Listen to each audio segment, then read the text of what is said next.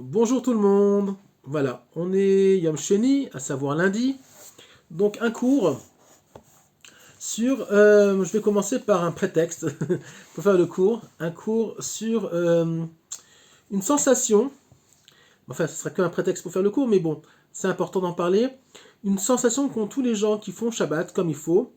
À savoir que... ça s'appelle un peu le blues du Motzei Shabbat et du dimanche. Donc du Yom Rishon. Les gens qui font pas Shabbat, je ne comprendront pas de quoi je parle, mais ceux qui font Shabbat, oui, comprendront. Oui, comprendront. Les gens qui font Shabbat comme il faut, et Shabbat, c'est pas une déprivation, c'est bien au contraire, on sort du monde des limites, on sort, on va dire, de la trame des 6 jours de la semaine pour se connecter à quelque chose de beaucoup plus haut, de beaucoup plus... Shabbat, c'est la shon, la chouve, donc de revenir à quelque chose de plus originel par rapport au divin. Et donc, en général, le mot c'est Shabbat, à savoir le samedi soir, quand on redescend dans le monde qui est plus terrestre, si on peut dire comme ça, alors on a du mal. Il y a des gens qui sont même très tristes. Il y en a qui font des dépressions le dimanche. On tombe même. Parfois on n'a pas envie de faire la prière. Parfois on ne mange pas. On a un peu le cafard. Tous les gens qui font Shabbat connaissent ça. Pourtant, ce n'est pas ce qu'il devrait se passer. On n'est pas censé être déprimé, Motzei Shabbat, ni dimanche. Alors d'où ça vient? Quel est le secret qui se cache derrière, on va dire, cette déprime, derrière cette chute qu'il y a quand on sort de Shabbat? Alors, ce que je vais dire ne va peut-être pas plaire à tout le monde, mais c'est le Hémet, et c'est pas grave. On est là pour avancer, on est là pour, comment dire, réparer ce qu'il y a à réparer. Bereshit bara Elokim et hashamayim v'haaretz. On sait très bien que, en tout cas si on réfléchit un tout petit peu, on comprend très bien que Dieu ne crée pas le ciel et la terre dans le sens où la terre où on vit et le ciel quand on lève les yeux au ciel. Shamaim, c'est pas ça que ça veut dire. D'abord, tout simplement, logiquement, les astres n'ont pas été créés avant le 4e jour. Donc on ne parle pas de ciel et de terre, on parle d'un concept. Évidemment, Shamaim ve'aretz, c'est beaucoup en soi-même, beaucoup d'explications, mais on va en prendre une particulièrement. Si vous vous rappelez, et si vous n'avez pas vu le cours, c'est pas grave, essayez de le voir. J'ai fait un cours, il y a le précédent ou celui d'avant. Il y a 2 cours. On parlait justement de Caïn et Avel. Alors, on va expliquer pourquoi je parle de Caïn et Avel en parlant de Shamaim Va'aretz. Avel, le premier fils d'Avraham, non, c'est pas le premier fils, c'est Caïn le premier fils, mais Avel et Prinat Shamaim. Avel représente le ciel. Et je vais expliquer ce que ça veut dire. Caïn représente la terre. Tout simplement, à partir du moment où il y a création, il y a contraction. Okay, donc Hachem, si on peut dire, se contracte pour qu'il y ait autre chose que lui et permet qu'il y ait une création. Parce que à la base, rien ne peut être en dehors de lui. Okay, donc il y a une contraction, il y a une création.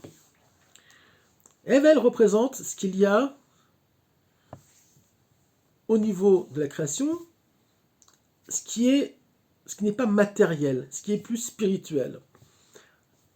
Caïn représente ce qui est terrien, haaretz. D'ailleurs, le mot Caïn représente kinyan. C'est les mêmes lettres en partie que kinyan. Un kinyan, c'est quoi? C'est une acquisition. À savoir que l'homme a tendance à ce qu'on appelle la artiout, à savoir il a tendance à être trop terrien. Il lui manque un peu de shamaim. Le juif équilibré, c'est celui qui arrive à connecter haaretz et shamaim. à savoir à faire le lien entre les deux mondes. Par la tfila, par l'étude de la Torah. Quel est le lien entre Shamaim Va'aretz au niveau de la nature? C'est la pluie. Comment on appelle la pluie? Geshem. Geshem, c'est quoi? Geshem, c'est les mêmes lettres, c'est la racine du mot Gashmiut, à savoir la matérialité de ce monde. Alors, la pluie, l'eau, qui est dans toutes les civilisations symbole de vie, va permettre l'existence matérielle de l'homme sur Terre. S'il ne pleut pas, il n'y a pas d'agriculture, donc il n'y a pas de quoi manger. Alors, je ne parle pas de l'irrigation, etc., mais il faut toujours qu'il pleuve. La pluie est importante, sinon il n'y a pas d'écosystème, il n'y a rien qui peut fonctionner. Donc la pluie, en fait, est la transition. C'est pour ça que la pluie dans la Torah est appelée bracha aussi. La bracha, c'est la dynamique entre le ciel et la terre. Caïn, et on va parler de ce problème-là, Caïn, c'est un concept donc de terre à terre. Les gens qui ont le blues de Motzei Shabbat, qui ont le blues du Yom Rishon aussi, donc du dimanche, ce sont des gens qui ont un côté trop Caïn, trop terrien, lors de leur semaine. À savoir que, même s'ils font Shabbat, et c'est très bien qu'ils fassent Shabbat, évidemment, lorsqu'on fait Shabbat, on est connecté à une dimension qui s'appelle Shamaim, qui s'appelle aussi Olam Haba. Zemina Olam, c'est un peu le goût, l'avant-goût du monde futur. Donc, la transition est difficile. Pourquoi? Parce que comme dans la semaine, ils sont très terriens, et qu'ils n'ont pas assez de Shamaim dans leur vie hebdomadaire, la transition est difficile. Le choc émotionnel, le choc au niveau de la Neshama est très difficile. À savoir que Motzei Shabbat, boum, on se prend une enclume sur la tête et on retombe dans le monde qui est Shamaim. Or, que nous dit la Torah, et particulièrement la Chassidoute, Shabbat a une influence sur tous les jours de la semaine. À savoir que si vous êtes vraiment dans une Torah authentique, vous n'avez pas ce blues du Yom Rishon. Pourquoi? Parce qu'à partir du moment où vous avez rentré beaucoup de spiritualité dans votre vie, donc beaucoup de Shamaim dans votre vie, le passage, même s'il se fait ressentir entre Shabbat et après Shabbat, se fait en principe de façon fluide. Pourquoi? Parce que on a donc beaucoup, et c'est logique, beaucoup de Shamaim dans notre semaine. On dit que Shabbat influence, pour ceux qui sont dans le monde de la Torah authentique, durant la semaine aussi, pas que à Shabbat. Shabbat influence jusqu'à Yom Shlishi, jusqu'à mardi soir. Il y a une énergie shabbatique qui continue dimanche, lundi et mardi. Et mercredi, on reçoit déjà l'influence du Shabbat qui va arriver. Donc on ne sort jamais, en fait, réellement du Shabbat. C'est quoi Shabbat? Ce sont les lettres de Tchouva. Ceux qui sont vraiment dans le monde d'une Tchouva constante, on ne peut pas dire j'ai fait Tchouva. Dans le judaïsme, j'ai fait Tchouva, c'est gentil, c'est mignon, mais en fait on n'a jamais fait Tchouva, puisque la Tchouva c'est jusqu'à ce qu'on ferme les yeux dans ce monde-là, jusqu'à ce qu'on parte de ce monde-là. À savoir que la Tchouva, c'est tout le temps la remise en question spirituelle de nos actes dans notre vie de tous les jours. Alors c'est vrai qu'il y a un moment donné où on faisait rien, pour ceux qui ont fait Tchouva, on faisait rien à un moment où on fait plus, mais il faut savoir que même les gens qui sont nés dans des familles, on va dire, orthodoxes, où ils ont eu aussi une Torah, je parle de familles orthodoxes où il y a une Torah saine, d'accord? Je ne parle pas de familles orthodoxes où la Torah, elle est compliquée, où il y a des problèmes là-bas aussi. On va dire dans une famille où la Torah, c'est de la vraie Torah, c'est pas de la religion, et bien même eux, ils ont à faire tchouva toute leur vie. Pourquoi? Parce qu'ils ont à se remettre en question toute leur vie, et c'est ce qui va permettre le moteur, qui va entraîner un moteur pour avancer. Yesh itrachut tmidit, comme dit Rabbi Nachman de Breslev très souvent, on doit se comporter comme s'il n'y avait pas de lendemain. On doit se comporter comme s'il n'y avait pas de un quart d'heure qui nous reste à vivre. À savoir, on doit être tout le temps dans une remise en question, dans un renouveau, pas qu'une remise en question, dans un renouveau mental, spirituel à chaque instant. Après, dans l'année, il y a les fêtes, il y a ce qu'on appelle les Moadim, il y a Rosh Hashanah, il y a Rosh Chodesh, qui sont des choses plus larges qui incluent, donc, si vous voulez, des paramètres temporels dans l'année. Donc, le problème des gens qui ont ce problème-là du passage de Shabbat à la semaine, ce sont des gens qui n'ont pas encore fini, et on peut jamais finir, qui n'ont pas encore assez développé leur tchouva et leur côté shamaim. Leur côté Caïn, leur côté terrestre est encore trop fort. Sinon, il n'y aurait pas ce passage-là. Il y a un concept dans la Torah de la Chassidoute et de la Kabbalah qui s'appelle Me'al Makom, au-dessus de l'endroit. Ça veut dire tout simplement quoi? Au-dessus du monde, au-dessus de ce monde-là. On nous explique qu'un rachat, d'ailleurs on l'explique assez bien dans le Likutei Halachot de Rabbi Nachman, dans Halachot Tzitzit, d'accord, qu'un homme qui n'est pas dans la Torah des mitzvot du tout, ou alors un homme qui est dans la Torah des mitzvot mais qui tombe, qui fait une erreur, il fait une faute, il se retrouve à un niveau, non pas de Bamakom, pas terrien, mais en dessous de ça. Il devient comme une bête. Pourquoi? Une bête, c'est quoi? Une vache. Et je précise qu'une vache, par exemple, c'est pas pour rien, vous allez comprendre pourquoi.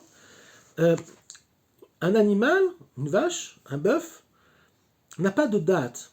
À savoir il peut avoir une sensibilité, il a un nefesh habémi, à savoir une vitalité, un intellect à son niveau, mais il n'a pas de date. Le date, c'est la conscience du divin et aussi la connaissance du divin qui nous permet d'être conscients du divin et d'être la base de la Emouna. Si on a une Emouna sans date, si on a une Emouna seulement la foi, mais on n'a pas de connaissance de Torah, on n'a pas conscience du divin, alors la première difficulté, la première embûche que peut nous proposer la vie, alors on tombe, et on enlève les téphilines, et on enlève le Shabbat, et on envoie tout bouler.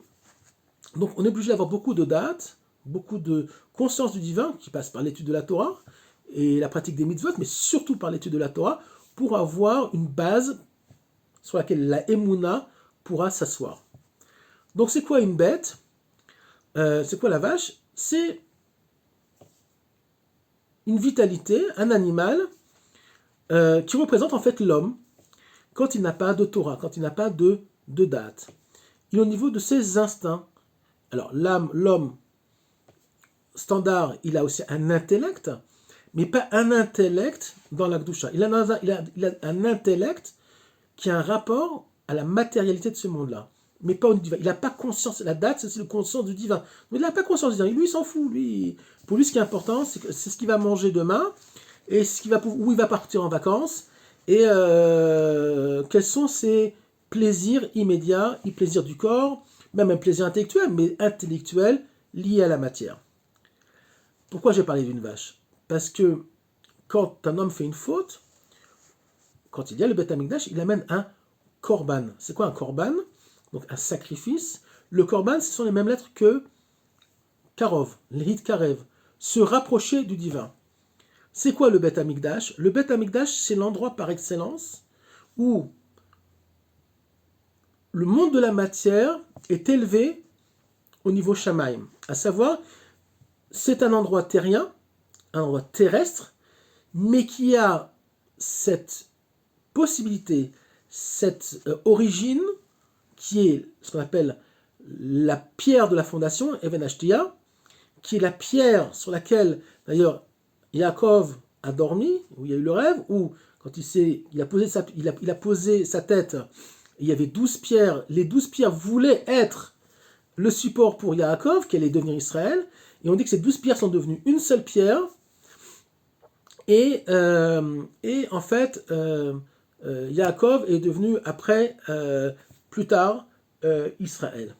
C'est l'endroit aussi où a été créé le premier homme, à savoir Adam Arishon. Adam Arishon a été créé à l'endroit du Beth Amikdash. Donc le Beth Amikdash recouvre un endroit qui est l'essence du monde créé. Donc l'essence de la matérialité, mais comme c'est l'essence, c'est aussi un endroit où la matérialité peut s'élever au-delà du Makom, au-delà donc, de ce monde-là, et en fait le lien entre Shamaim Vaaretz, le Beth Amikdash, et le lien entre le Shamaim, donc Havel, et Caïn, la terre, au niveau des individus. Il faut savoir que dans l'histoire humaine, il y a toujours eu des problèmes entre les civilisations qui étaient des civilisations de pasteurs et de bergers, et les civilisations terriennes qui travaillaient la terre. L'Égypte était dans son essence la civilisation terrienne, artsite, on travaillait la terre. Ils n'aimaient pas, on le sait historiquement, au niveau d'études qui ont été faites, au niveau ethnologique, ils n'aimaient pas le principe du berger. Il y avait bien sûr des bergers en Égypte, mais c'était des métiers un petit peu, comment dire,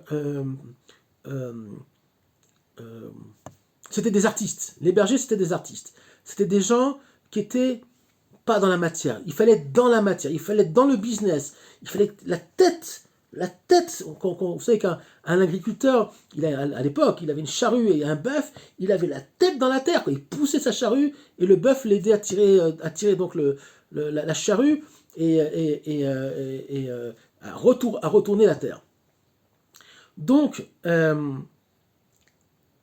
summum de l'homme réussi, à l'époque égyptienne, c'était l'homme qui travaillait la terre.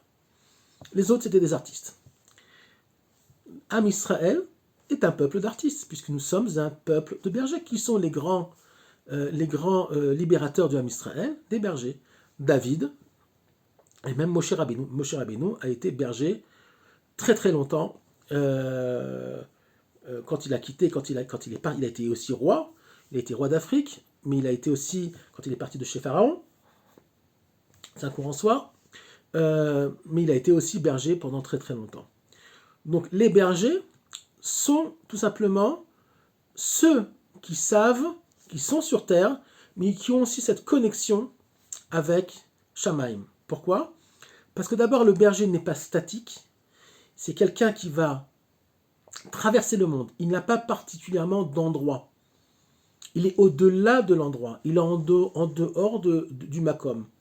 C'est l'homme qui va, même s'il reste dans un même pays, dans une même région, il va aller d'un endroit à un autre. C'est-à-dire qu'il sera toujours en mouvement.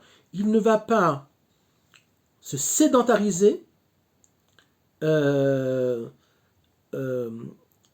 au niveau spirituel.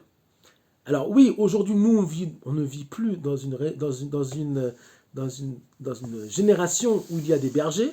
Il y a très peu, il y a quelques bédouins encore qui sont bergers en Israël. Il y a même des bergers juifs, il y en a un petit peu, ça existe un petit peu. En Judée-Samarie, un peu dans le Golan. Des gens qui sont un petit peu comme ça en dehors de la société, ça existe. Moi, j'en connais. Mais on va dire que 99,9999% de la population n'est pas berger. Alors, qu'est-ce que ça nous apprend, ce Shamaim ? Que tout simplement, on n'a pas à se laisser sédentariser au niveau spirituel. Il faut toujours avancer. Il ne faut pas rester au même endroit. Quand on est sédentaire au niveau spirituel, c'est-à-dire qu'on reste bloqué ou dans une chita, okay, c'est-à-dire à savoir on reste bloqué dans un système de Torah bloqué. Je n'étudie que la Torah de Chabad. Je n'étudie que la Torah de Breslev. Je n'étudie que la Torah litaïte, à savoir, suivant la Shita, c'est Halacha et Gemara. Je n'étudie rien d'autre. Et j'en passe. Okay, j'étudie que le Rav Kook. Le reste ne m'intéresse pas. Rabbi Nachman, ça m'intéresse pas. Le Balatania, ça m'intéresse pas. Moi, je reste dans ma chita. Il faut savoir que la Géoula et le Mashiach, qui sera le berger, qui va prendre le Ham Israël et qui va le diriger qui va l'amener vers la Géoula Shlema et vers le Beth Amikdash, le Mashiach sera lui-même un guide, à savoir un berger, c'est lui qui va être le berger du Ham Israël. Donc il ne sera pas sédentaire au niveau spirituel. Il sera connecté à toutes les chitotes. Il sera Breslev, il sera Chabad, il sera Litaï, il sera Dati Leumi, il sera religieux sioniste. Il n'aura pas de limite dans une chita.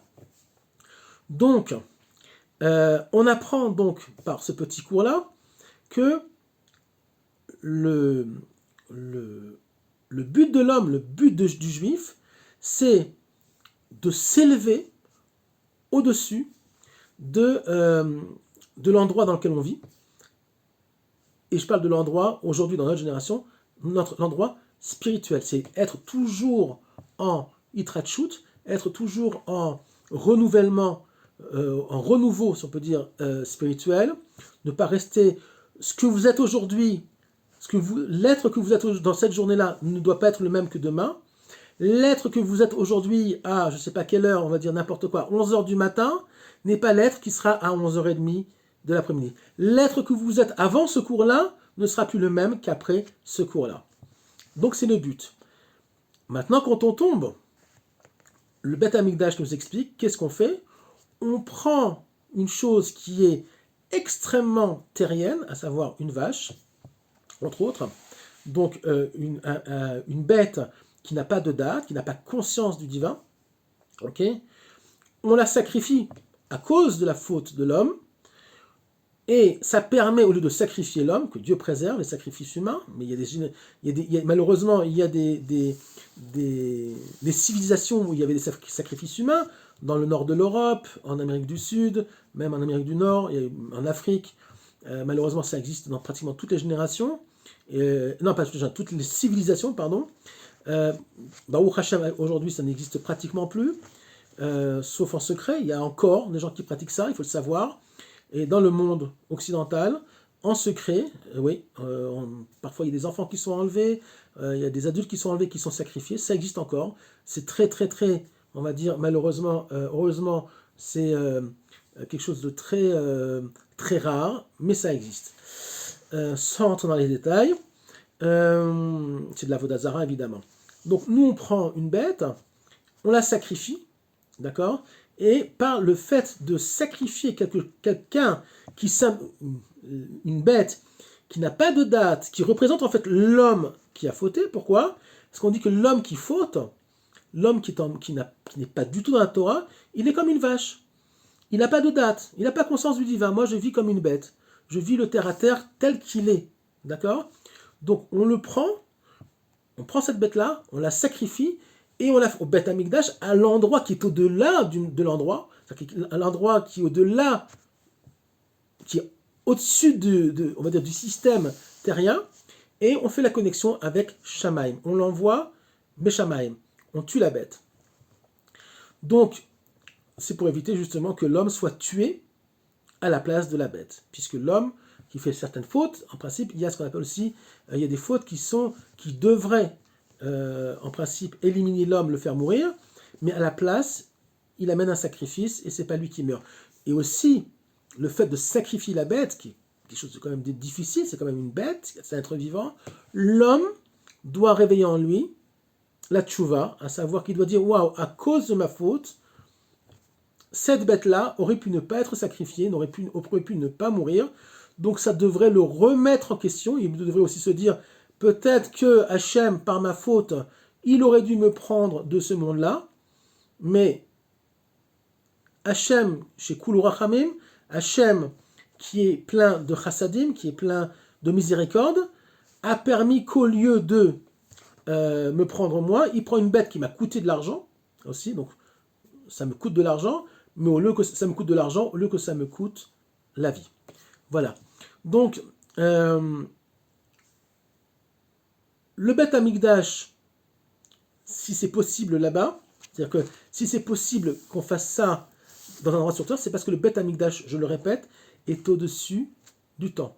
Et on sait que Me'ala Makom, ce qui est au-dessus du temps et de l'espace, c'est un endroit où il y a le divin, et le divin, il est marqué, Ukulo Rachamim.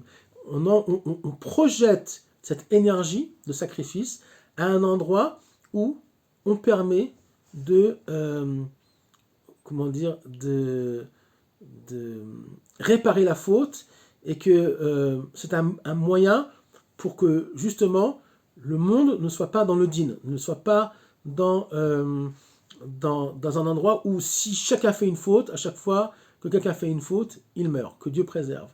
Donc heureusement que le monde n'est pas construit comme ça, sinon il n'y aurait pas beaucoup de gens vivants sur Terre. Voilà, donc Hachem a permis un système où les fautes sont réparables. Sinon, ça ne serait pas possible. Voilà, donc le but de l'homme, on va terminer le cours, le but de l'homme, c'est d'être toujours, je fais une conclusion par rapport à ce qu'on a appris aujourd'hui, être terrien, évidemment, puisqu'on vit dans ce monde-là, mais avec un côté rachami, un côté shamaim très développé, ce qui va nous permettre tout le temps de ne pas tomber dans le côté Égypte qui est en nous, dans le Mitzrayim qui est en nous, dans le monde qui est à l'opposé du Beth Amikdash, à savoir le monde tsar, le monde qui est étroit, qui est le monde de l'Égypte. L'Égypte qui est en chacun de nous, chacun à son niveau évidemment. Le Beth Amikdash, c'est l'antithèse de Mitzrayim. Il y avait marqué, et on va terminer avec ça, que quand les Juifs allaient au Beth Amikdash, quand ils étaient debout, ils étaient épaules contre épaules. C'est-à-dire que les gens se touchaient pratiquement les épaules, parce qu'il y avait beaucoup, des centaines de milliers de Juifs, quand on venait pour les fêtes, qui étaient debout devant les Kohanim et les Lévi'im. Mais quand on se prosternait, il y avait un miracle qui se passait seulement au premier temple, à savoir que quand on se prosterne, on prend au niveau de l'endroit plus de place, et bien par miracle, c'est comme si l'endroit s'élargissait, et on pouvait donc se prosterner sans ressentir un endroit étroit. C'était un des miracles d'ailleurs qui se passait au temple à l'époque du premier temple. Donc, être terrien, c'est bien. Être dans le milieu Caïn, Kinyan, c'est partie de la vie, mais jamais oublier. Rajoutez beaucoup de Shamaïm dans la vie de chacun. D'abord, vous n'aurez plus le blues du Motzei Shabbat, et vous aurez déjà construit un Beth Amikdash intérieur qui vous permettra donc de vivre une Torah équilibrée. Voilà, je vous souhaite une bonne journée et j'espère que ce cours-là vous aura plu. Je vous propose évidemment de le diffuser un maximum et ne vous gênez pas pour faire des commentaires. Voilà, bonne journée.